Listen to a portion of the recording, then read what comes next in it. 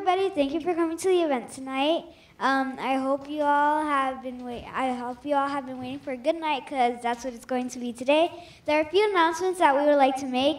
First, in case of an emergency, there are exits up to the top, and there are exits where the door you came from, and the one over there, and there are also exits in the backstage right there and over there. Also, would you please turn off your cell phones during this presentation, because we would like to have some respect for the people who are presenting, and there will be no intermission during this announcements. Thank you.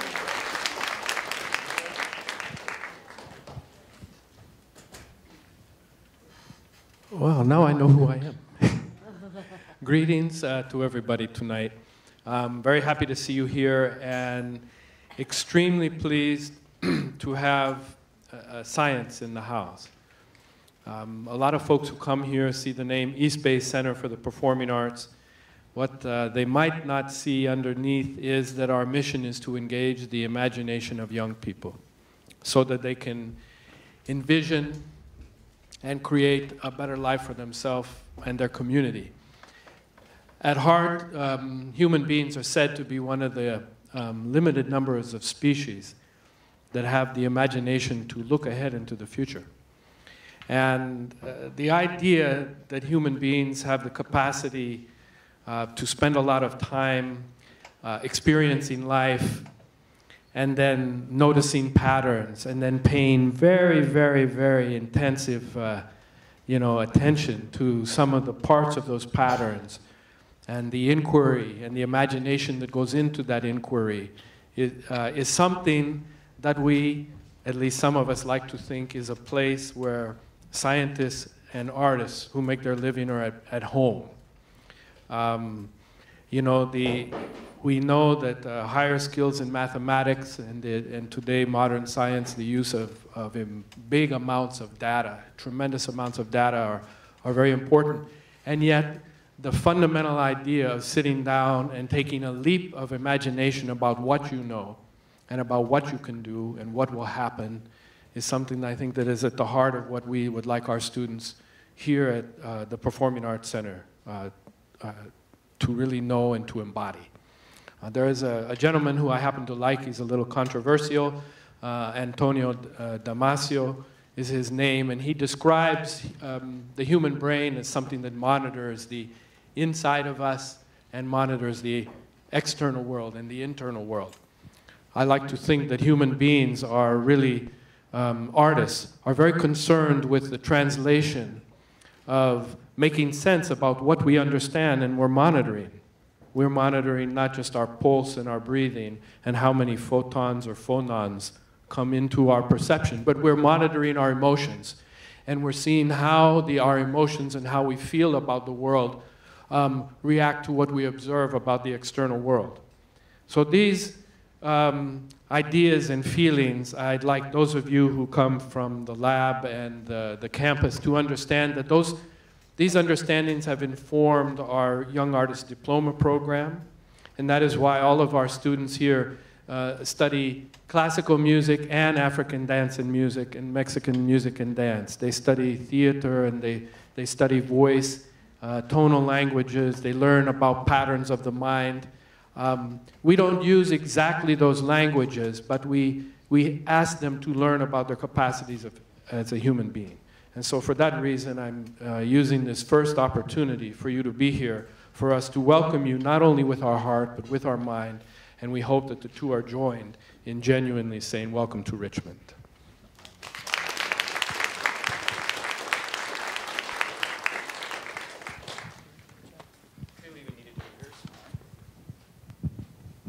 Good evening, everyone, and welcome to Science at the Theater's Science Remix, brought to you by the Friends of Berkeley Lab. My name is Jeff Miller, and I'm Head of Public Affairs at the Lab, and I will be your host for this evening. Before we begin, I'd like to introduce our Berkeley Lab Director, Paul Alivisatos, who's seated right here. Paul, you want to wave the crowd? Thank you. Thank you, people of Richmond, for coming out on such a warm night. We appreciate the warm welcome, and thank you to the folks joining us on our live stream broadcast from around the country. Now, we're very excited about tonight's program. To be honest with you, I'm sure you probably didn't know what you were getting into. I mean, what does Science Remix really mean? And maybe you were attracted by the fact that we're going to have ice cream at the end of the show, then that's why you came, and that's fine too. That's good. But actually, to explain what Science Remix is pretty simple. We're going to show you our science and our scientists in ways that you have never seen before. Now, you might have an image of scientists. There will be no standoffishness, unapproachable, strange, dour people in white coats walking around here. That's not who we are. We're going to show you who we are as real people, approachable people, with a sense of purpose and a sense of humor, believe it or not. Our scientists are going to be talking to you about their feelings, their failures, and their successes, and all the great, crazy ideas that they have that brings them to work every single day. And because they are so approachable, you have cards on your seat, one of which is a question card. So please write down the questions that you have for scientists as they occur to you. We're going to collect them twice during the evening, once about midway through the show, and again near the end before we have all of the scientists assembled here on stage. And we will then select the questions, or we will just, we'll do them all. Depends on how much time we have. But we know that some of you are probably going to have questions right away. As soon as the scientist finishes a segment, you're going to want to have a question answered. You can't wait. And that's okay. We'll accommodate you. We'll do it. We want you to ask questions, and so we'll do it right then if that's the case. Also at your seat is an audience survey card. Please fill those out. We use those to help plan future programs. There is another envelope with a survey in it, which we will explain to you as the evening goes on. Now, I'm assuming that most of you know about Berkeley Lab. You know that we're a Department of Energy national laboratory, that we have 4,200 scientists and staff, that our scientists have won 13 Nobel Prizes, and you know that we probably like to think of ourselves as a place that brings science solutions to the world, which is all good. But there is a little problem, and the problem is, if I were to ask you, what is Berkeley Lab, you might stumble. And to be frank, we sometimes stumble with that too, because we're so many things to so many different people. So tonight, in the couple of minutes that I have, I'm going to help you try to solve that problem. And because I'm a words guy, I like billboards. And billboards because they force you to speak quickly. You don't have a lot of space, even though they're big. It's kind of a contradiction. So I'm going to show you sort of a fictitious billboard campaign that's going to help you answer that question, what is Berkeley Lab? So we'll start. This is a fairly simple thing. I mean, we know, you know who we are. We're in the Berkeley Hills above the Cal campus. We have a great view of the city. And again, here's this bringing science solutions to the world. This is how we like to think of ourselves. And this is probably what you think about after all the time we've spent in Richmond speaking to you guys. But what you need to know is that, and what you probably don't think of, is that whenever there is a huge national need, some big problem, some great innovation that's really necessary, Berkeley Lab is on it. That's how we think of ourselves. Fighting climate change, helping the developing world, creating new energy-efficient technologies, we're on it. So from clean water to clean energy, we're on it. That's what we do. Dark energy, understanding the universe. I mean, how huge is that? We're on it.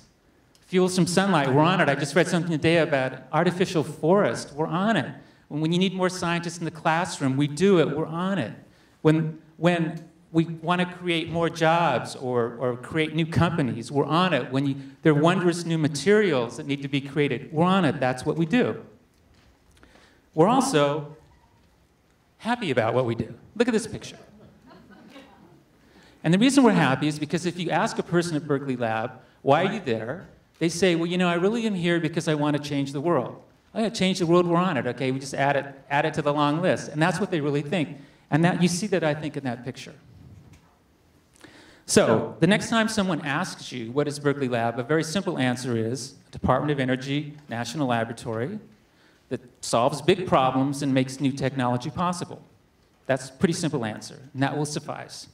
But since I'm here to tell you what we are, I need to spend a second telling you what we're not. And with all due respect to our friends farther east, we're confused sometimes, and we are not Livermore, okay? So Berkeley Lab is Berkeley Lab, and that's something, if you leave this theater tonight with no other fact in your head, it's that Berkeley Lab is Berkeley Lab, okay? So you got that? Okay, Berkeley Lab is Berkeley Lab. Okay, enough of me. To begin the program tonight, and before I introduce Sarah Richardson, our first scientist, I wanted to spend a second to introduce Bree Smith, who is, where is Bree? Here's Bree. She has some extemporaneous remarks and thoughts about science.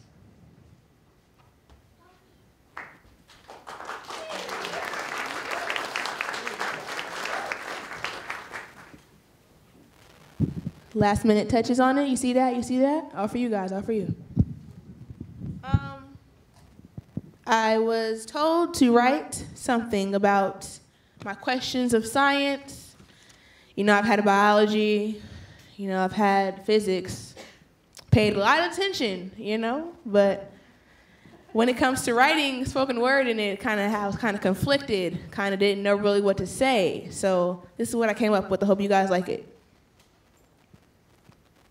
As I jump into my confusion, engulfed in this dark hole, stretching my thoughts of the what if, what is and whys.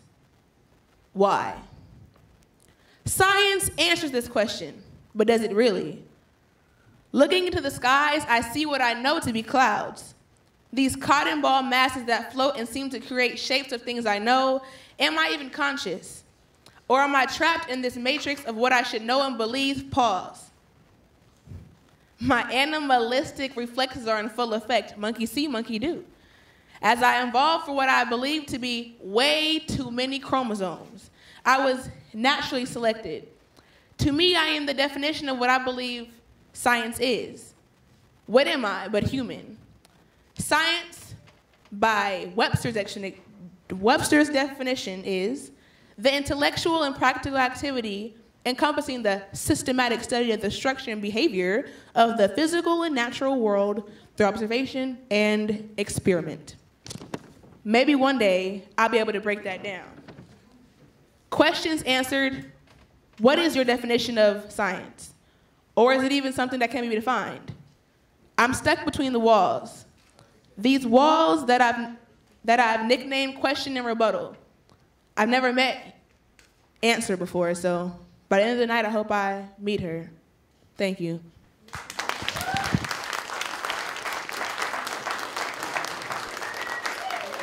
So our first science presenter tonight is Sarah Richardson. Sarah, please give her a warm welcome.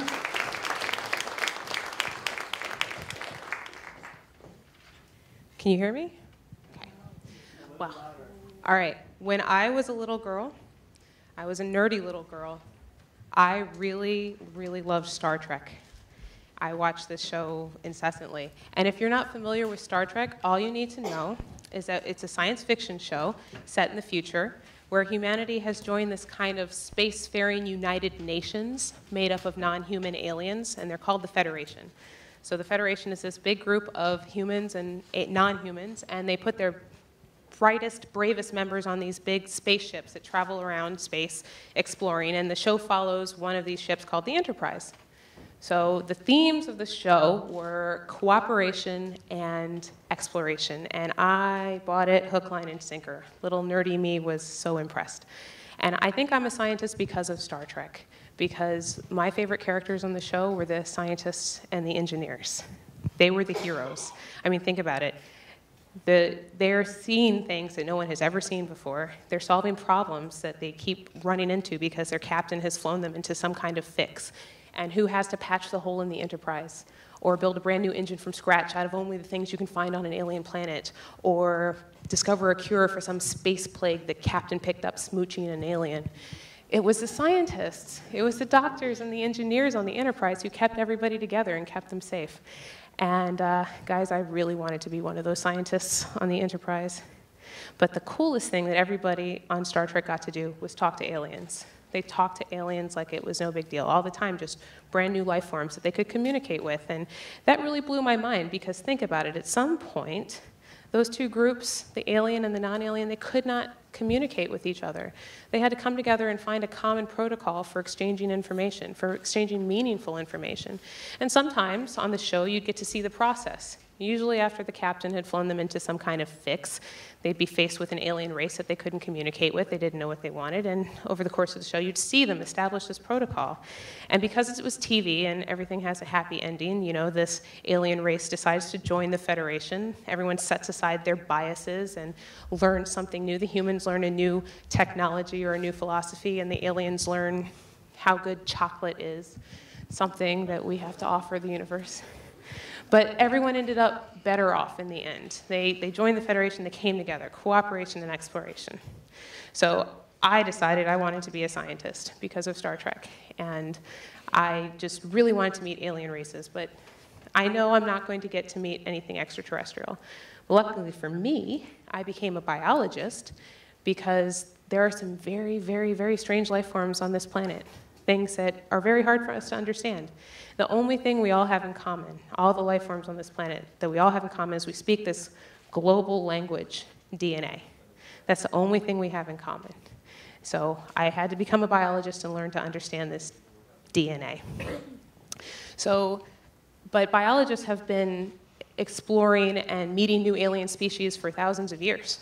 I mean, once upon a time, we met this thing called a wolf. We call it a wolf now. And we kind of figured out what it wanted and what it liked, and it kind of figured out that we could be cool, we could be chill, and that we could live together. And over thousands of years, we learned to live with each other, and we kind of encouraged them to get friendlier with us. And in that process, we were speaking a language to them. We were changing their DNA. When we found two wolves that were pretty good to us, we encouraged them to get together, date a little, and have baby wolves that were also friendly to us. And eventually we ended up with a dog. And this was a 1,000-year process that we changed their DNA by encouraging them to live with us. And we've done that for cattle, and we've done it for goats and sheep. And some would argue that we've done it for cats, although I would argue that maybe we changed and the cats stayed the same because they're still independent. But we brought these animals together, and I like to think of them as our federation. We have a special word for these animals that we've influenced and that have joined our ranks, and we call them domestic animals, and it means something special. They're animals that we work with, that we live with. And biologists have been bringing new animals into our fold for years now, new strains of sheep and cattle that are better at doing what we need them to do. So I wanted to do this, but I felt a different calling. I wanted to do it with bacteria. So bacteria are one of the most alien forms of life on the planet. They're truly strange. The only thing we have in common with them is DNA. And interestingly enough, we're covered in them. We're covered in bacteria. 9 out of every 10 cells in your body are actually bacterial cells. That's like 3 to 5 pounds of bacteria that you carry around with you. You are a superorganism. You are a federation of species all by yourself. And after I knew that, I had to be a microbiologist. I've got to understand how this federation of bacteria and human walks around and gets everything done. We need those bacteria. We're keeping each other alive. It's amazing. It's the best federation on the planet. But it's a lot easier to talk to a dog than it is to talk to a bacteria. A dog can hear us, and a dog can read body language. But like I said, the only language bacteria understand is DNA. We've actually managed to domesticate some bacteria. You guys like cheese? Yeah? You like yogurt? Pickles? All made with bacteria. It's been thousands of years that we've been making better and better bacteria just the same way we made better and better dogs, just figuring out, oh, that yogurt tasted a little better, and that starter culture of bacteria was better for making yogurt than the last one. But it took thousands of years to do that. Oh, beer, yes. I left beer out not because it's because it's not a bacteria. It's actually a fungus, but yes. Yeah. But you're absolutely right. Beer and bread. Delicious. Bread mostly, guys. In the front especially. So we can't wait, though. We have problems that we think that bacteria can help us solve. We can't wait thousands of years to just kind of evolve their way to helping us. So we needed a way to encourage the bacteria to do the things we need them to do, but faster. We need to kind of be able to speak their language of DNA. So I came here to the Berkeley National Lab, and particularly the Joint Genome Institute, because they have established this infrastructure and this expertise in being able to read DNA. We're really good at understanding the language as we read it. So the Joint Genome Institute participated in the Human Genome Project, brought all these scientists together and all this equipment and got really, really good at reading DNA, so good that we read every single bit of DNA in the human body. And now we go out into the environment and find bacteria everywhere, and we find plants everywhere, and we read their DNA. So we can read what's going on. But I became a synthetic biologist because I wanted to talk to aliens, talk to bacteria, so I learned to write DNA. So now we can read the bacteria's story, and hopefully in some ways we can kind of talk to them and encourage them to do other things. And when you read the bacteria's story in DNA, they have some interesting stories to tell. And I'd like to tell you one story, sort of a Star Trek influenced, inspired method of telling this story. But it turns out the bacteria have been waging a war with viruses for a very long time. These tiny little viruses called bacteriophage. For millions of years, bacteria and their bacteriophage have been fighting each other in the language of DNA. The bacteriophage uses DNA to say to the bacteria, do this. And the bacteria says, if I do that, I will die, so I need to come up with something in my DNA that will fight your DNA. And they've been waging this little war. Luckily for me, this turns out to be very useful when I'm trying to figure out how to talk to a bacteria. I figure out how the phage talks to the bacteria. But the bacteria they evolved this system, and they have an adaptive immune system, just like a human does. And this is blowing even scientists' minds. They were not aware that bacteria could remember virus infections. But the bacteria has a memory, just like we do, for the viruses that we've seen and we've survived. And unlike us, this is actually an improvement on our system, they can pass down those memories. So even their descendants will remember the viruses that they've defeated. So I can kind of exploit this to try and figure out how to talk to bacteria. I use synthetic biology to write fake memories. These are fake memories of DNA that the bacteria have seen. And I give the fake memory to the bacteria, and it causes it to attack itself. I give it an autoimmune disease. This is how I talk to the bacteria. And it will die. But then I can write some more DNA and give it to it and say, if you take this DNA and put it in place of the DNA that you're attacking, you won't attack yourself anymore and you'll survive. So I give the bacteria an autoimmune disease, which causes it to try and kill itself, and then I give it an alternative. And the alternative is say, hey, make a little more of this biofuel instead of less of it. And it says, I'd rather do that than die. And then it makes a little more biofuel. So I learned from reading DNA what DNA to write to get the bacteria to do what I want. And instead of 1,000 years to a bacterial strain that makes a lot of biofuel, I can do it in months. And I think that the little nerdy girl who really wanted to talk to aliens would be pretty impressed with that. So I hope she'd be proud of me. But the best part is that since I work for the National Lab, I'm 100% taxpayer funded. So it's like being in the Federation already. Like, I'm doing this for the good of science, and I'm doing it for you, and we're doing it together because your taxes are helping me do it. And I hope you're proud of me too. So thank you.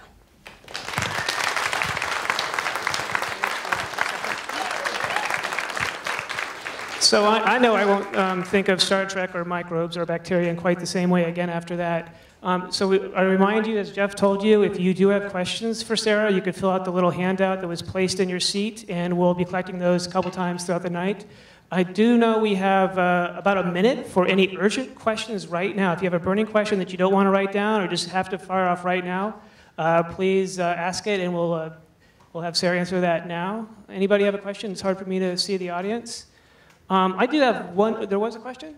Go ahead. Vicky said that all bacteria have the prime directive of survival.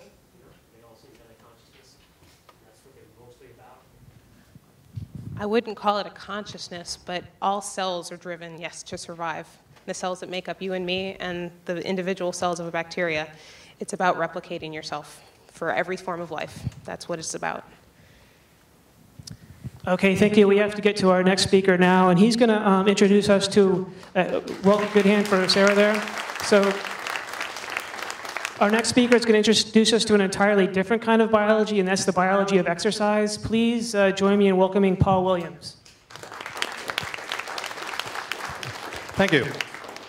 And I do have slides.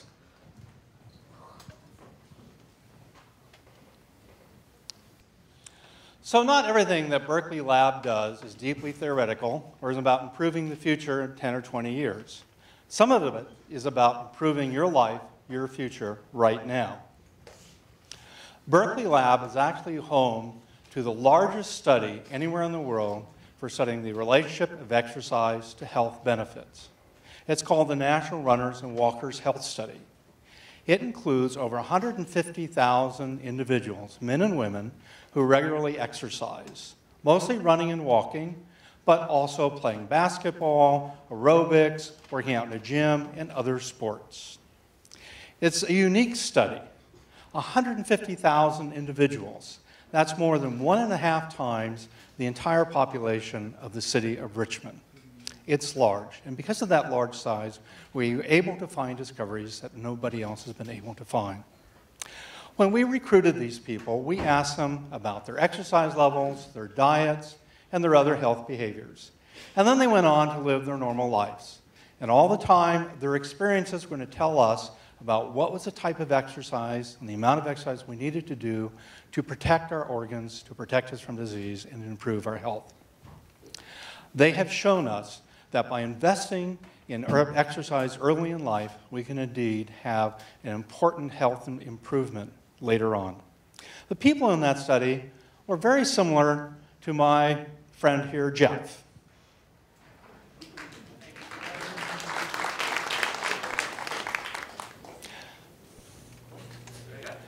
Jeff is a runner. Now let me talk about Jeff's organs, how exercise improves his organs. To begin with, the hippocampus, which is the part of the brain that controls our memory, it gets a little bit larger. In addition, because Jeff exercises, he reduces the risk of his becoming senile due to Alzheimer's disease by about 40%. There's also 40% lower risk of his forming a clot in the brain and having a stroke. And he's a 41% lower risk of having brain cancer. And that's good, because if he had brain cancer, there wouldn't be a lot that we could do to help Jeff. This is Jeff's eye. Well, it's not really Jeff's eye, but we're going to talk about Jeff's eye. I've never looked into Jeff's eye, but I know something about it. I know that Jeff's eyes are healthy. For example, the risk of his having the lenses of the eyes clouded as a cataract go down by 31%. And in the back of the eyeball, we have the retina. And in the retina, we can have blind spots form, and that's called macular degeneration. And the risk for that goes down 36%. Let's talk about Jeff's blood. Well, if I was a vampire, I'd say Jeff was a good catch. And that's because he has probably very healthy blood. For example, his risk of having high blood pressure goes down by about 35%. And his risk of having high cholesterol is down about 40%. And he lowers his risk of having diabetes. This is where you lose control of your blood sugar. He lowers that by about 70%. And even his blood cells gain an advantage. His risk of developing blood cancer or leukemia are decreased by about 36%. And if that's not enough, his risk of dying from sepsis or blood poisoning goes down by about half. Well, Jeff has a big heart. And he also has a very healthy heart. And in fact, because he runs, he's lowered his risk of heart disease, including heart attacks, by 39%. Well, Jeff likes to breathe the fresh air when he goes out and runs. And he's going to be able to do that longer. Because it turns out, by exercising, he has lowered his risk of dying from pneumonia by 54%. Well, we wanted to take out Jeff's gallbladder, his intestines, and his kidneys to show them to you. But we might want to use Jeff again for another demonstration. And he wasn't too keen on the idea. So we're going to let him keep those things. It turns out, by exercising, Jeff is able to lower his risk of gallbladder disease by 53%. And I've heard people say that Jeff has a lot of gall, but that's not true because he runs. As you get older, you can form little pockets in your intestines. and these get infected. It's called diverticular disease. And that goes down by 60% in association with exercise. In kidney cancer, Jeff has these remarkable organs in his body, and they clean out all the blood's garbage. And fortunately, by exercising, Jeff substantially lowers his risk of kidney cancer and chronic kidney disease, which is good, because if Jeff's kidneys fail him, it means we're going to have to put him on a machine for almost every day for the rest of his life. Now, Jeff's friends give him a hard time. They say he's going to wear out his joints. But that's actually not true. They're thinking of it like a car. You get in your car, you drive it, the car and its bearings start to wear down. But the body's different. It's not like a car. The body puts resources where it needs it, where you can use it. And indeed, the body puts bone and cartilage into Jeff's joints as he exercises. So, continuing with the analogy of the car, Jeff's paint job may have faded a bit, but his bearings and his engines are in excellent shape. Now, Jeff is probably not thinking much about his big toe, but if he had gout, that's all he would be thinking about. Gout is a formation of little crystals in the joint, and it's very painful. And we would still make Jeff run on the treadmill, but he wouldn't like it. It turns out, by Jeff being a runner, he lowers his risk of gout by about 60%. Now, Jeff is kind of a lean and mean machine over here. He hasn't got a lot of fat on him. And some of that is probably because he exercises. Exercise does an excellent job in preventing weight gain, and also keeping weight loss off once you've lost it. But it's not a really good way for losing weight. And the reason for that is the body's very efficient about converting food energy into exercise energy. This is the amount of energy you must consume to run 1 mile. Now, I don't know about you, but I've sat down and I've consumed an entire package of Oreo cookies. But I've never just gone out and run 20 miles without recognizing it. So exercise does a great job of keeping weight off, and some of it might have to do by turning off genes that he may have inherited for gaining weight, and also in appetite control. And breast cancer. I tried to get Jeff to wear a wig here, but we decided not to do that. If Jeff were a woman, he would be reducing his risk of breast cancer by 41%. And not only that, but after being diagnosed with breast cancer, if he were to run, he would substantially improve his odds for surviving. Well, these are some of the things we do at Berkeley Lab. In fact, these are all discoveries made at Berkeley Lab from the National Runners and Walkers Health Studies. These are all findings that are directly relevant to everybody here. From the estimates that we have generated, we have determined that if everybody were to go out and exercise at the levels that we have found to be optimal, we would save approximately $300 billion a year in medical costs. That's a lot of money to put into making jobs and into education. So eventually, scientists at Berkeley Lab may discover why, for each of these conditions, exercise is so beneficial, and create an exercise pill. But for now, you can get the same benefits by going out and exercise. Thank you.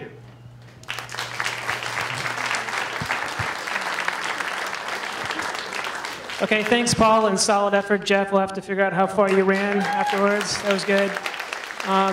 Again, if you have questions, you can fill out the handout, and if we have one question right here, we have time for one, so go ahead.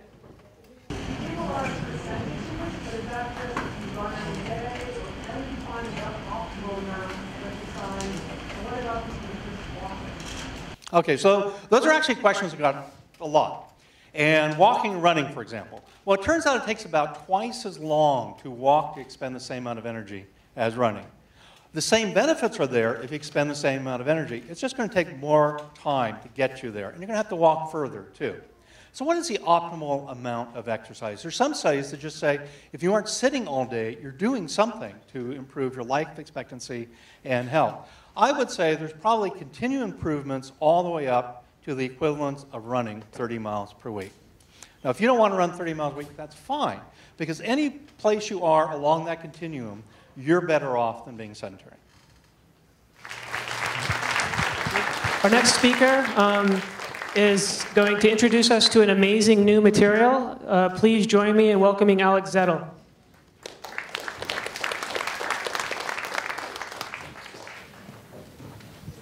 Okay, good evening. It's a pleasure for me to be here and to try to help us answer this question, can humans go to Mars? You see up here it says I'm a physicist, and when I go to a party, people come up to me and say, what do you do? I say I'm a physicist at the Berkeley Lab, and they say, oh, you know, I've got a sore arm. Can you help me diagnose that? I say, no, not a physician, I'm a physicist. So they say, well, what's the difference? I say, well, a physician is responsible for unlocking the secrets of the human body, and a physicist is responsible for everything else in the universe.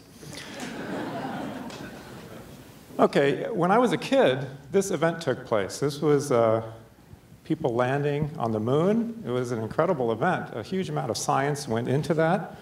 And at the time, I had trouble putting a garden hose onto the faucet, not having it leak water.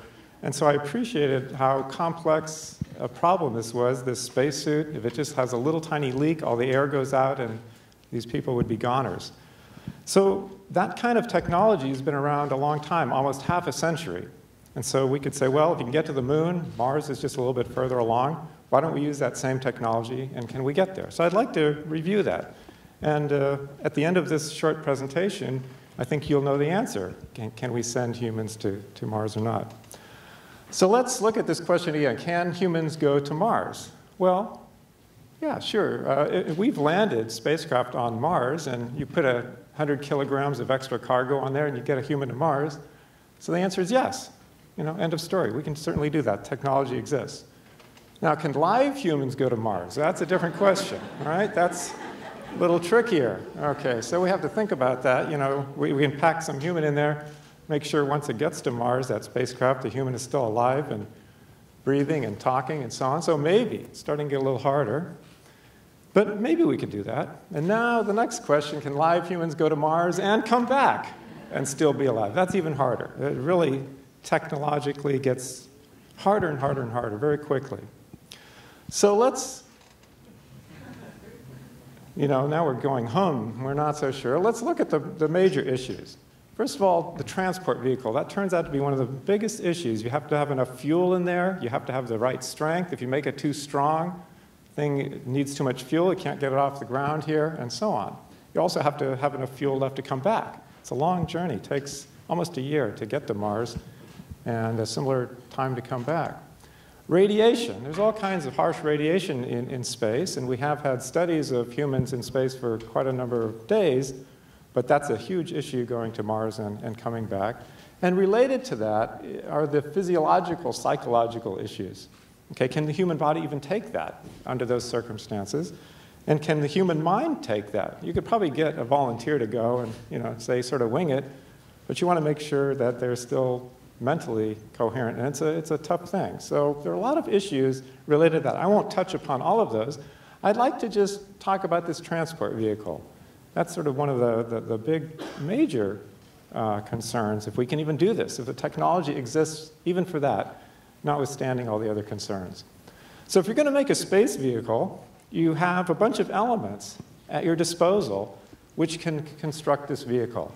And we have elements up here, aluminum, titanium, all kinds of interesting metals. And in fact, any composite you can think of would be made out of these elements. All the elements are at our disposal, and we just have to figure out how to put them together.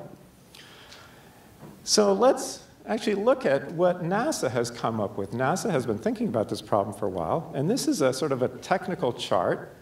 And on the left, it says specific modulus. That's how stiff something is. And on the bottom, that axis says specific strength. So those are engineering terms. You want something to be stiff and strong. And up at the top right where it says good, that's where you want the materials to be for this spacecraft construction. At the bottom left, it says bad. Those are not very useful materials for this purpose. And the different colors here are different kinds of materials that NASA has examined. And the blue ones are ones that are already flying. They already have been tested. They're in rockets. They're in airplanes, and so on. And then the near-term ones are green. These are the ones being explored right now. And then the ones in red at the top, it says carbon fiber and something called a single-wall nanotube. Those are the ones that potentially could be useful for this purpose. And so that's great. We've got a couple materials up there in the good quadrant, and everything is at room temperature. Okay, now looking at that quadrant, a lot of these things are based on carbon, and in fact, through the history of materials development, carbon plays a really critical role. On the left, it says natural fibers. These are the things you just pull off of trees, or sheep generate wool, or silkworms make these nice little fibers. You're familiar with these fibers. They're fantastic materials, natural. You can make ropes, other kinds of threads. But to go further, you need to combine elements together in ways that nature never really figured out. You have these synthetic materials, and you recognize things here like nylon, polyethylene, Kevlar. These are sort of the high-tech materials that we use every day and that are in use in spacecraft as well. And on the right is sort of the most modern stuff, things based on carbon fiber and nanotubes, graphite-based materials, still carbon-based, but sort of the next generation materials. And new aerospace industries, these new Dreamliner airplanes are more and more using these kinds of carbon fiber-based materials. So maybe that's the stuff. We just make a spacecraft out of carbon fiber, send it off to Mars. Now, once you go to higher temperature, which you need to go to if you have this spacecraft, then everything falls off of that chart except for these two materials right here. And they're kind of down in the bad quadrant, or they're not good enough. So now we're back to ground zero. It doesn't work anymore. This carbon fiber stuff just isn't going to work. So we're in bad shape. So what are we going to do? Well, we need some inspiration. We need some ideas of coming up with a new material. So the inspiration comes from the aliens themselves. Okay? Martians, in case you didn't know this, actually visited the Earth in 1996. It was memorialized in this Hollywood movie called Mars Attacks. And it was kind of a low-budget movie, but it got the job done. And so these, first of all, you notice these characters are really smart. Look at those brains. I mean, their brains are so big, they're just bulging out of their skulls, right? These Martians have figured out the right materials with which to get to Earth. And so we ought to be able to use those same materials to go to Mars. Just figure out what these Martians are using. They've got, you know, the spacecraft, you see these girders and things. What's that made out of? What's this helmet made out of that protects them? What are the clothing? Clothing looks luminescent. It's really interesting stuff. It's protecting them from the radiation. Well, it turns out these Martians, who had this all figured out, had the same elements available to them. Same on Mars, you have all the same elements you have on Earth. Maybe different percentages, but these elements are universal. They're everywhere in the universe. You find exactly this periodic table. So they start with the same thing, and these Martians have identified not carbon, because that's not going to work. They've identified two other elements that are key to making this journey possible. And those are them right there. This B and this N. N is nitrogen. It's mostly in the air. Air is 80% nitrogen. And B is boron. You go to Southern California, there's a whole town called Boron. Just dig it out of the ground. That's an element. Nitrogen is another element. How could we combine those two plentiful, simple, non-toxic elements into something that's going to get us to Mars? How would you do that? Well, it turns out Marvin Cohen, who is also a physicist, a theoretical physicist, he used the best computer programs in the world to figure out how to combine these two elements into something unusual. This fiber, that's a boron nitride structure. It's a nanostructure. It's of nanoscale dimensions. And this fiber makes use of this special bond in chemistry. There's a red arrow there to a bond between boron and nitrogen. That's the strongest bond we know of in nature. Strongest bond between any two elements. And that bond holds this thing together even at very high temperatures. So it's the strongest, lightest, most thermally conducting, most chemically resistant fiber that's ever been discovered. Okay. Well, that's in the computer. What good is that? You need to make the stuff, right? And it turns out it's not easy to make. You have to have equipment that makes temperatures hotter than the surface temperature of the sun. And you want to make it in enough quantity you can use it. And that's been done.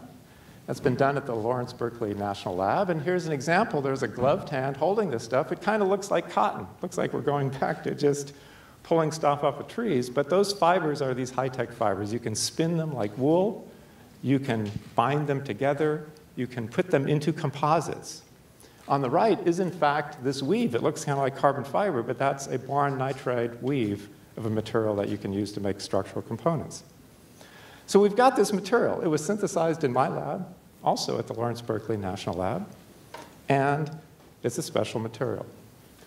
Now, we put that on that same chart, and it's suddenly at the top right quadrant, even at this high temperature.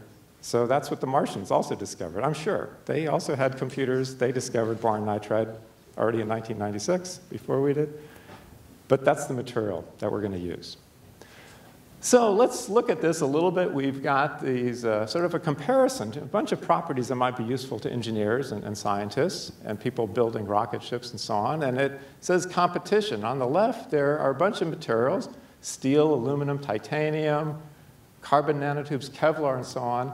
And if you have a circle that's completely black, that's great. If you've got some white there, that means it's some question. It's not quite as good. And you see that this fiber I just talked about covers all these bases, from lightweight, energy absorbing, high temperature resistance, high strength, and it absorbs radiation too, the radiation that can damage people out in outer space, because you're there for many days on this trip, you have to protect yourself with a lightweight material. So this is ultra lightweight and absorbs that radiation.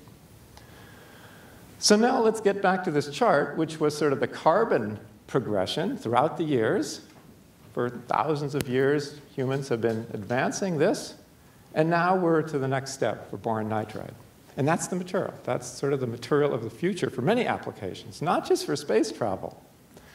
And so I have a chart here that shows just sort of a glimpse of what might be for the future. We talked about this radiation shielding. They've been used, these boron nitride materials, in prosthetics, in various kinds of cancer therapy. They have all kinds of wonderful properties. It's a new material that hasn't really been explored that much, but every time we look at it, it's doing wonderful things. Lightweight, chemical resistance, high strength. It transmits heat really well. So next generation computers could have this to draw the heat out. So if somebody gives you a quiz and says, can humans get to Mars safely and back? You say, yes, but what are they going to need? What's the answer? Boron nitride, right. Okay, thank you very much.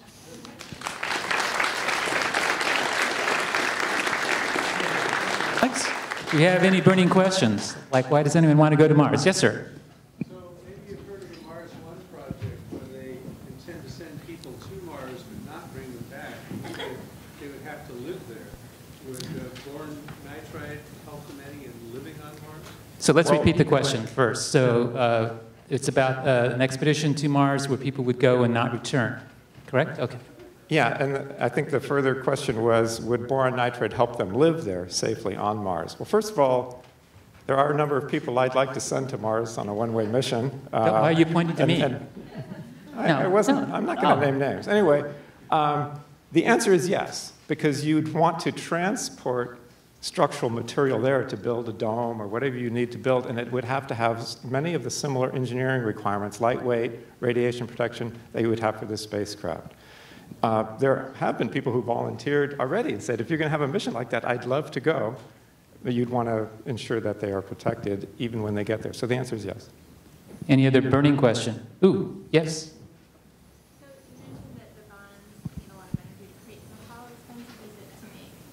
How expensive is boron nitride to make? The question is, the bonds are strong, and so by inference, it'd be energy expensive to make them, and how expensive is it to make the stuff?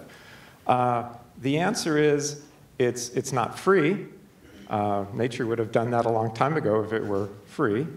But it's not prohibitively expensive. It's at the same range of carbon fiber when you add up the energy cost and the materials cost. So it's well within what people are using already for structural applications.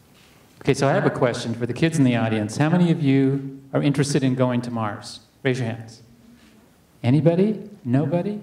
Oh, I see a volunteer. Okay, good. We're going to round you up right after. All right, one last question before we bring on our next presenter. Any other? You had a question here, young lady, right?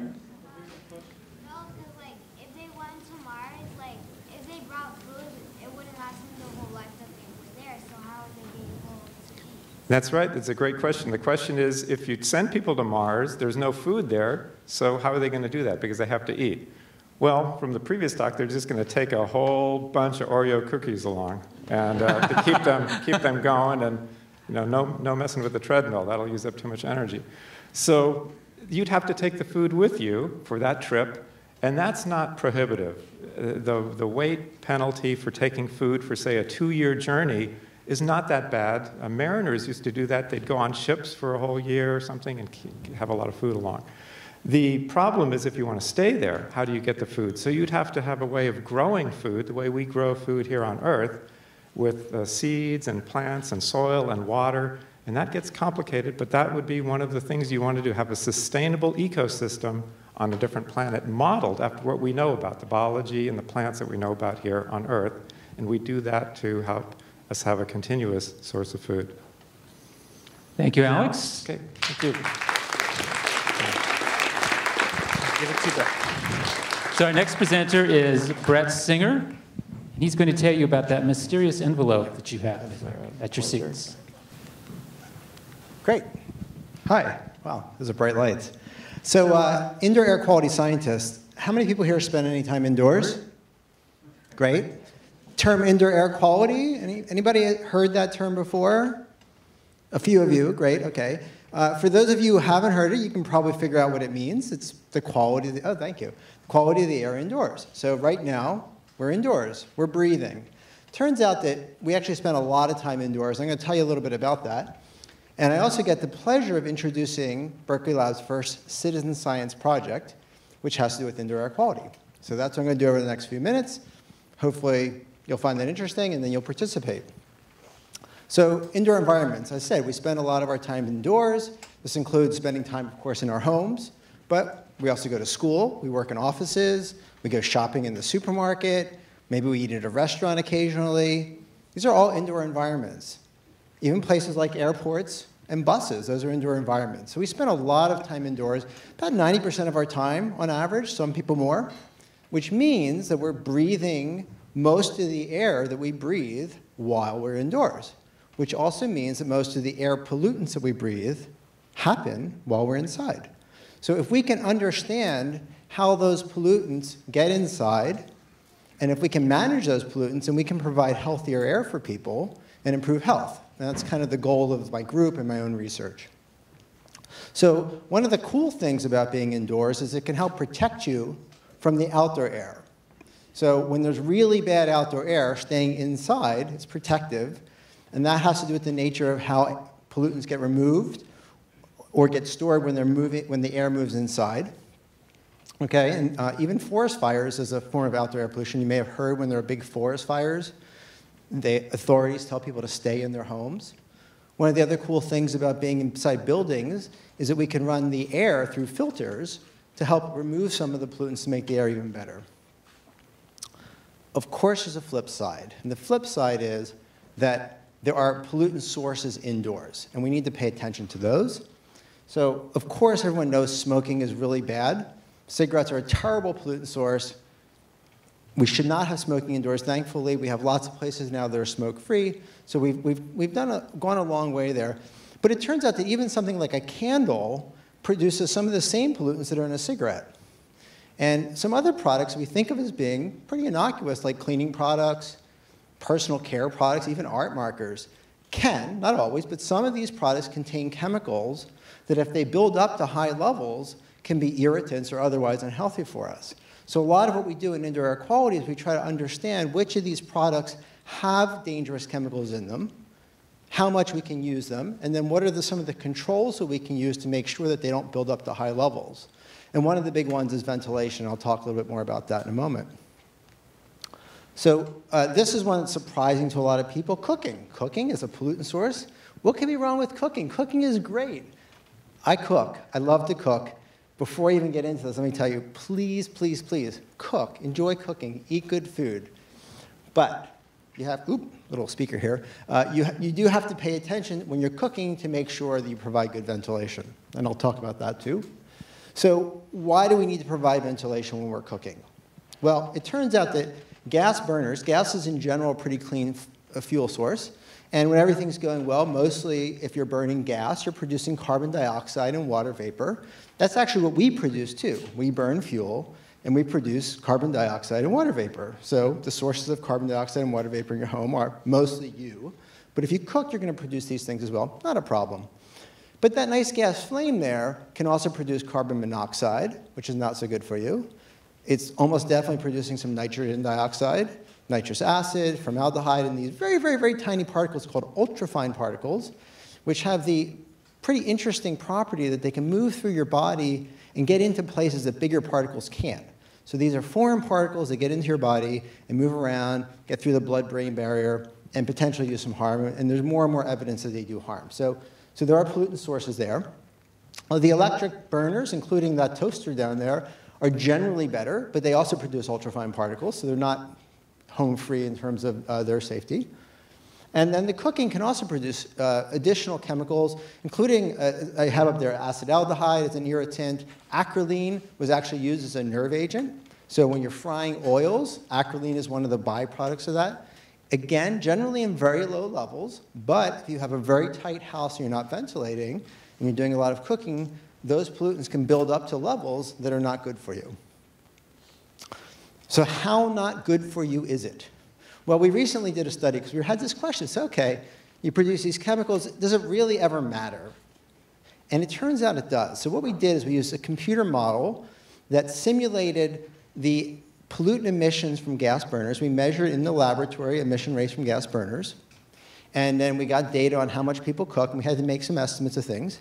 And through doing this study, we actually found that as many as 12 million Californians, this is just California, and it's about 66 million nationally, people may be exposing themselves to levels of pollutants inside their homes that the EPA says are not acceptable for outdoor air.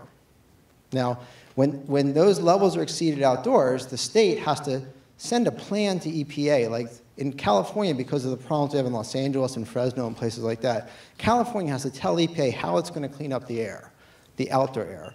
But since this is happening in your home, California is not required to come up with a plan because it's inside your home. So that means you have to have the plan.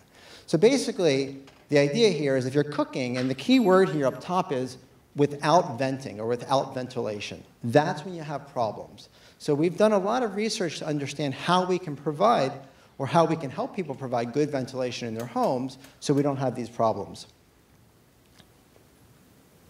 So on the bright side, if you do ventilate, you can get these pollutants out of your home so you're not breathing them in. You don't have a problem. And there's lots of ways you can ventilate. The one that we generally recommend is the best is that range hood above the cooktop over there on the left. Okay, those are generally work the best. And there's a lot of variation there. Down on the right, you see something called a downdraft ventilation system. So it sucks down and then blows air out of the house. And then there's still the old-fashioned window. If you have a window in your kitchen, you open that window, that's going to help. It's not going to be as effective as that range hood, but it will still help. So specifically, one of the things we've looked at is we've tried to figure out how effective are these different forms of kitchen ventilation. And we've come up with this idea of capture efficiency. It's pretty straightforward. The idea is what fraction of the pollutants and everything else that gets produced down at the cooktop gets removed by the ventilation source. So right here, you're seeing a microwave above the cooktop. It's operating on low. So of all the pollutants that are being produced down at the bottom there, probably something like 40% are getting sucked out of the house through that microwave. That's okay. That really helps a lot. But if you were cooking on the back burner there, then it might be 80%. And if you had that range hood on that microwave on high, it might be 90%. So the two things, just this is the news you can use. If you are cooking in your house, use whatever kind of ventilation you have. If you have a range hood, you want to make sure it's an exhaust ventilation, which means that it sucks air out of the house as opposed to blowing air back at you. And one way you can tell, if I can get the pointer, I'm not going to try the point. Oh, maybe that's the pointer. There you go. If it's a microwave, if it's blowing air back out from here, then it's not sucking it out of your kitchen. Okay, it gets sucked up. And if it's not blowing air out of here, and sometimes you can see there's actually a vent up here, then it's being sucked out. Here, same thing. It would be blowing, some of these blow out through here, and sometimes you can open your cabinet there and see a duct up there, and then that's how you know that it's venting. Okay, so we have a nice range hood lab here. Very importantly, nothing we do alone. So I have a lot of research papers and findings and stuff like that. I can't do that myself. I don't do that myself. Here you see some pictures of my virtual team, the people who couldn't be here. I'd also like to introduce one of my colleagues who is here as part of the team, Chris Stratton over here, who's done a lot of really great work helping with the range hood stuff. And afterwards, he'll be around to help you with the survey that I'm going to tell you about in a minute. So what are we doing here? Our goal is to try to make healthy homes. The way we want to do that is we want to make sure that everybody has good, effective kitchen ventilation. 3 key factors. The first thing is we have to make sure that people understand, people being everybody out there, the building inspectors, the building industry, understand that it's very important to have good kitchen ventilation.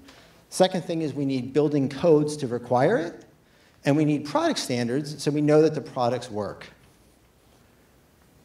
But in order to do this, we have a lot of questions that we need to answer, because when we go to the building and code people and say, hey, you need to do kitchen ventilation, by the way, quick note, in California, it's required. Most of the US, it's not. So when we go to Tennessee and say, you've got to have kitchen ventilation, they say, what are you talking about? We don't need it, everything's fine. So we need to answer these questions. How many homes have it? How effective? What kind? And as talented as my team is, and they're very talented, we can't answer these questions alone. We need your help to do it. So this is what the Citizen Science Project is about. Specifically, we created a survey to ask a lot of these questions that I mentioned. And that survey is 2 ways you can answer it. If you like to spend a lot of time online, you can go to our website, indoorair.lbl.gov, and you'll see this page here. And then if you click on this big green button here, it'll take you to the next page. It'll tell you a little bit about the range hood survey. And then if you click on this button here, it will actually take you to the survey page. Now, since you were so nice to come here tonight, we made it even easier for you, for some of you, people who don't want to spend time online, maybe don't have easy access. On your seats, there's an envelope. And inside that envelope, there is a paper version of the survey. So you can take that home. There's little check boxes. And then the envelope itself has our address on it, and it's already stamped. So you can just go home, check off the boxes, put it in the mail. Now, I just want to tell you this is officially a human subject study. If you participate in the study, you will be a human subject in our research study. And as such, you should know it's entirely voluntary. We ask you to help. We would love to have your involvement in this. If you don't want to do it, please feel free not to, of course. Very importantly, we want to make sure this is anonymous. So if you do take the survey, make sure you don't write your name on the paper or on the envelope. Just throw it in the envelope, send it to us, and we'll get it.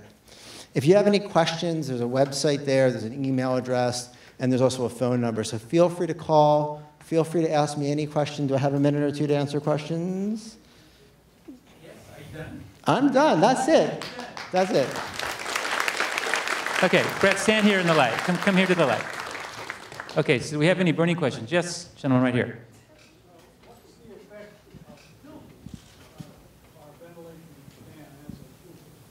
Oh, great. So your kitchen fan has like a grease screen on it, or has a carpet? There's 2 things. Most kitchen fans will have a grease screen, and that's actually what they were. So some of those that recirculate air, they blow it back into the kitchen. It's mostly to capture grease, which is a good thing, but it's not going to remove the pollutants. So those grease screens will capture some of the grease, and then they'll capture some dust, and then they'll get clogged, and then they won't work so well. So you actually, as part of your range hood maintenance, you want to pull those screens down occasionally, and the best thing is if you have a dishwasher, throw them in the dishwasher, and then that will help clean them. Does that answer the question? Yeah, and another question right here. So, we have kind of a drafty old Berkeley house, and it doesn't get too hot or too cold, but we often think about, well, should we tighten up the house and make it more energy efficient? But then I think, well, what about indoor pollutants? If it's drafty, some of those are getting out. It's kind of a trade-off. Yeah, it's an interesting point. So we're so blessed and fortunate to live in a place that doesn't get too hot or too cold. So sealing up your home is not as important here as if you lived in, let's say, Chowchilla or Wisconsin. Okay, Chowchilla is in the Central Valley, in case anybody's wondering. I knew that. I knew that. Yes. So in short, though, we do have cold enough winters that we run our furnaces a lot in the winter. Okay, so if you air seal your house and tighten it up, then you'll have less of a heating bill in the winter. It turns out that those drafty houses the time when you have the most air moving in and out of the house is the time when you least want it to be. So when it's coldest outside is the time when there will be the most leaks in your house. So that's why the air sealing saves energy. But then if you seal it up really tightly, then you need to provide some kind of ventilation. So it just depends on how tightly you seal it. Even in your house, though, your nice drafty house, when you're cooking a lot, the pollutants build up very, very, very quickly. So even in that house, you really want to have some kitchen ventilation. If you have an exhaust fan, use that. Otherwise, open a window. Okay, do any of you have questions written down on the cards? Please raise your hands if you do. Okay, we have some folks here who can go collect them for you. Can you guys go pick them up? Thank you. You can pass them to the end of the aisle. We'll get to those at the end of the show. Okay, Brett, thank you very much.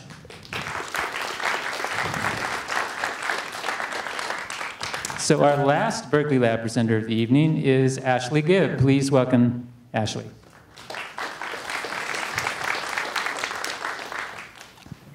All right. I think science is awesome. I've always loved it. And I think the most important part about being a scientist is curiosity. We're all born curious. How many of you used to ask tons of questions? Anybody? How many of you still ask tons of questions? That's good. Does anybody have a younger sibling who just asks why all the time? That's a good thing. That's a really good thing. And I think this curiosity is really important. Whether we're asking why grass is green, why when you open a soda or a carbonated beverage it goes fizz, or whether you're asking anything about the world around you. It's really exciting. And sometimes we ask easy questions that we can learn just by looking at something. And you might think, asking, why is this butterfly blue? That sounds like an easy question, but it turns out that a lot of simple things around us, like the color of an animal, are really complicated. And I think what happens is a lot of people, they ask a lot of questions when they're a kid, and then when they get older, they learn that some questions are really hard, right? Yeah, we have lots of really hard questions. And a lot of people give up. A lot of people get discouraged because they don't understand the answer. And my advice to you is not to give up, to keep asking questions all the time. So if we look at this butterfly, for example, one of the things that I really love doing, and this isn't my research, I really like looking at things closer. So the fact that it's blue, it's not actually a pigment. If we look closer, we can look one level and we can see this texture with a normal microscope. And then if we look at one of those little pieces, we get even more information. It's made up of all these little petals. In everyday life, we normally can't look at a butterfly that closely. So it's really exciting to see these things. And then when we look really, really close, we see that it has this really beautiful structure. And everything around us, if you look really closely, has a wonderful complexity. But it's complicated. And we get to this, and maybe we ask, why is it like that? It turns out it makes the light bend in special ways that makes it blue. But if you ask how it does that, I don't know. That's a hard question. That's continuing research. And that's not something that you can answer just by looking it up for 5 minutes. And I think what we don't tell you about science is that most of the time, things don't work the first time you do them. Have you guys ever failed?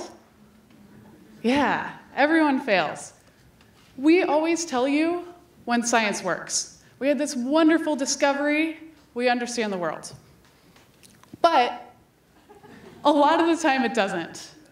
A lot of the time it takes 100 tries before we actually get that one experiment that works. And when we do get that one experiment that works, we have to make sure that we can repeat it. And sometimes you get really good results, and you have to figure out how to repeat them. So a lot of scientists spend a lot of time failing. But what differentiates a scientist from someone who doesn't want to do science is that we keep trying. And I think this is true in anything that you do. Encounter failure, but embrace it. Because if you keep going, if you keep trying, then eventually you'll figure it out. And if we look at things that are, if we keep asking questions especially, then we learn so much. We can look at large things, maybe our body, and we can see the skin on our body. We can see the blood, but if we look closer, there's so much intricacy. So if we look even closer, things get smaller and smaller, and there's so much there. What I do in my research is I look at things really, really closely. So I get to use a really cool microscope. Instead of light, like a regular microscope, we use these things called electrons. And that means we can see things that are really, really, really small. So has anyone ever looked at a strand of hair? You can look at it now, if you're here. Strand of hair, it's pretty small, right? Kind of hard to see. Imagine if you cut it into 10 pieces, the width. If you made it 10 times less wide, 10 times narrower, and then cut that into 10 more times, and then cut that 1,000 times. That's the sort of scale that we're working on. And what's really cool is when we look at things, maybe if we look at them with our eyes, we see it like this. Then we can use a really cool regular microscope, and we see it kind of in between these. And then we get a better view. And then we look at it in these really awesome microscopes, and we can see it even closer. We can see little wrinkles and folds that you would never see with your eye. And then if we go to Lawrence Berkeley National Lab, this place called the National Center for Electron Microscopy, we get to look so close that we see atoms. These spots here are actually atoms. And this on the left, that's boron nitride. Do you guys remember it? It's this really awesome material. But we have to keep asking questions. We have to wonder, what does it look like? What is it like? And sometimes that's uncomfortable. I remember when I first got to Berkeley, I was surrounded by all these really smart people. And it can be really intimidating. Sometimes you get questions and you don't know how to do them. And you think, oh, maybe I just can't do this. Maybe I'm not good enough. And all these people around you, it must be really easy for them. But it's not. Everyone's struggling. Everyone fails. Some people show it, and some people never show it when they fail. But I promise you they do. So keep asking questions. Never give up on it. And sometimes you'll fail. In fact, if you become a scientist, you will fail a lot. But that's part of it. You fail and you problem solve and you keep going. And that's a really exciting thing to do. And one of the things that Thomas Edison said when he was trying to invent the light bulb is that he hadn't failed. It's just that he had found 10,000 ways that hadn't worked. So there's a lot of things that we can do. And I think it's really just about keep going, keep trying. And look closer. Always wonder, what does it look like if we look just a little tiny bit closer? What if it were a little smaller? And keep asking questions.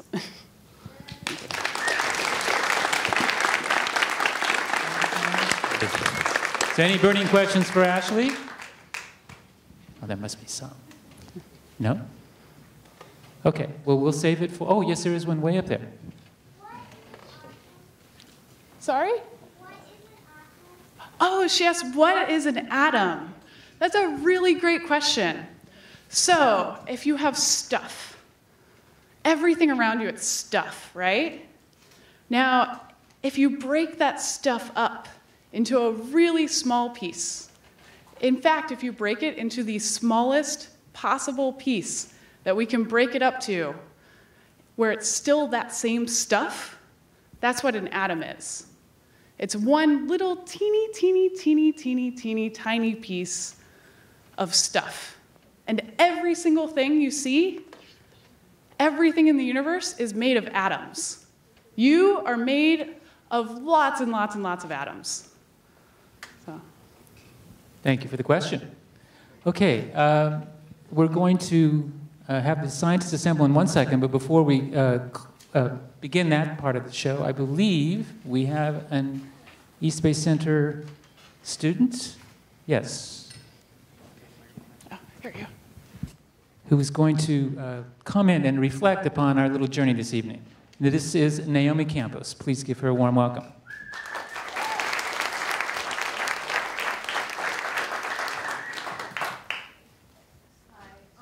I'm going to be doing a spoken word piece. Okay. Science. A systematic enterprise that builds and organizes knowledge in the form of testable explanations and predictions about the universe. One man cannot create this world so recently, but an explosion out of nothing, Big Bang Theory. Afraid of the unknown until it's discovered by a human, science builds society. Society that has been brainwashed by unrecorded history. Evolution. Humans have developed by what was once bacteria. Dinosaurs that once have walked this earth now sit in a museum for our entertainment. Electricity, a form of energy that occurs in nature. The invention of the telescope, that made a difference. The discovery of Jupiter, eventually the 8 other planets. And the giant star that lights up our lives. Without you, nothing is possible. Plants wouldn't grow. There would be no life. Wouldn't happen, no show. And so I asked myself one question. Is this real? Thank you.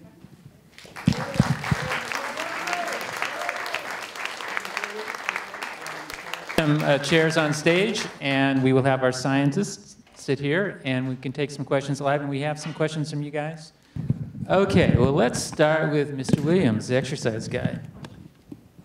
So, Paul, is there any correlation? Huh? Do you need to get back on the treadmill for this question? No, I don't need to get back on the treadmill for this. But it is sort of relevant. Is there any correlation between age and exercise? Let's say aging, I think maybe is what they mean, aging and exercise. Certainly, we've seen that people, as they get older, and we have runners in our studies that are in our 80s, that they're running a lot less fast than they did when they were in their 20s. But it is amazing that we have people who are running marathons in their 80s as well. I think when people start to get old, and they start to be susceptible to diseases, it's when they are older. And that's when exercise may have some of its greatest benefits. Not only are we trying to prevent disease from progressing when we're young, but you also want to put some back up and sort of prevent the progression of diseases when they're older as well. So have any of your people in your cohort, are you gathering information on weightlifting, on weight-bearing exercises? There's other people who have looked at that much more extensively. And certainly that's been recently integrated into the exercise recommendations. Because as people get older, they lose muscle mass. And that muscle mass is different than fat mass in that it burns a lot of energy. Whereas your fat mass burns less energy. So even something like resistance training has a weight loss component to it and also has a fitness component to it as well. Okay, thanks. The next question is for Alex. How do you generate the temperatures necessary to synthesize boron nitride? So the temperatures are extremely hot. I mentioned hotter than the surface temperature of the sun. So you use electricity. You run electrical currents through gases, and you create something that's kind of like the sun. You create a plasma. You could also create the plasma with powerful lasers. You need some powerful source of energy that you concentrate in a certain location. So we use these plasmas that we generate with high-powered electricity. Okay, thanks. And I promise the kids in the audience, this is not going to go on too long because I know you probably want that ice cream. Sarah, what kinds of training and education are required to be called a scientist? Well, I work with scientists who have bachelor's degrees and scientists who have master's degrees and scientists who have doctorates. But generally, you want to go get a bachelor's degree at the very least. Okay, so it's the person who asked that question. I hope that gives you a good answer. For Paul, again, does running harm the knees? I think in some people, they certainly have knee injuries from exercising. One of the questions that we're always asked, we're always looking for the benefits of exercising and not the downside. And we actually looked at osteoarthritis and hip replacements in runners because we thought certainly that would be the area we start to see some problems. Turns out that the people who were having problems were not the people who were running because they do sort of a linear exercise. They were probably people who were doing gym workouts with a lot of bending and stretching. And in fact, if you look at the occupational research, you find that the people who are carpenters and people who lay carpets are the ones who really have the knee injuries. Okay. For Alex again, who do you think will begin the human colonization on Mars, the federal government or private space industries? Well, I hope the people in this room will be drivers for that. Certainly it's going to be a combination. Our government has an investment in these kinds of activities, and the space program that started in the late 40s, 1950s, and 1960s that culminated in the moon landing was driven by the government, but it involved a lot of private corporations and national laboratories, and so it was a collective effort of the entire country, and I think we're going to need that again. Okay. Well, I have a question for Ashley because we talked about this before. Have any of you gone into the grocery store and seen that sign says chemical free? You noticed that sign? Ashley, what do you think they should think about that when they see it? So that's actually a pet peeve of mine. Nothing is chemical free. Absolutely nothing. And I mean that in two ways. First, that if you have absolutely nothing around, if you have a complete vacuum, like space, it's chemical free. But also that everything is chemicals. We are made of chemicals. Water is a chemical. Air is made of different molecules, nitrogen, it's a chemical. So everything that you see in the store is also made of chemicals. Be careful, some chemicals are good for us and some chemicals are bad for us. But they all have chemicals in it. Okay. Brett, how many people do you hope to have in your survey? Great question. Well, I'm looking at probably 100 people here at least, so that's a good starting point. This is we're hoping that we can get all 100 of you that are here tonight to participate. And please feel free to tell your friends. If you grab an extra paper copy, you can hand that to somebody else. indoor.lbl.gov. And the survey can accommodate as many people. We're actually looking to get thousands and maybe even tens of thousands of people nationally. So let your friends and family know in other places. Okay, great. My mic does seem to be off, but we'll continue. So, set this down. I guess I'll just hold two. There's landfill issues. This is for Alex regarding boron nitride. We're going to have one more question after that, and then we're going to adjourn for some socializing in the mezzanine area. So Alex, landfill issues for boron nitride. Are there issues? Is it going to degrade? What are we going to do with this stuff that we're creating now? Question is it going to degrade, and what are we? Yeah, will it degrade? What's the ecological cost of this? Well, so far we've done some tests, and it seems to be non-toxic. It's made out of non-toxic materials, and it has a high activation barrier, so it stays together, which is good. It doesn't seem to detrimentally affect biological systems. Cells love to grow on the stuff rather than being adversely affected. And so far so good. We have to pay attention to this and keep it on our radar screen. But like anything, you shouldn't overindulge, and you should use it wisely. But so far it seems to be very safe material. Okay, great. Last question for the evening. This is again for Mr. Williams. For the benefits you described, Paul, does it have to be walking or running? This person actually swims and wants to know if swimming will help. Or does it have to be weight bearing? I think what we found so far that most forms of exercise give a similar benefit so long as it's measured in terms of energy expenditure. So the easiest comparisons we have is walking and running. So they're using the same muscles, and it's just done at different intensities. And those, for most outcomes, we find that these things have the same benefits. There's been some interesting exceptions. Running seems to be better in achieving survival after being diagnosed with breast cancer. And running seems to be better with respect to weight loss and keeping weight loss. But other health benefits of exercise, they seem to be similar. So the general recommendation is you should choose that exercise that you're going to continue with, because that's the exercise that's going to count. Okay, well that concludes tonight's presentations. Thank you, Berkeley Lab scientists. Thank you, audience from Richmond. You've been great. And please, our scientists will stay. They'll be happy to answer other questions you might have. And we'll adjourn now to the mezzanine for some socializing. Thanks again.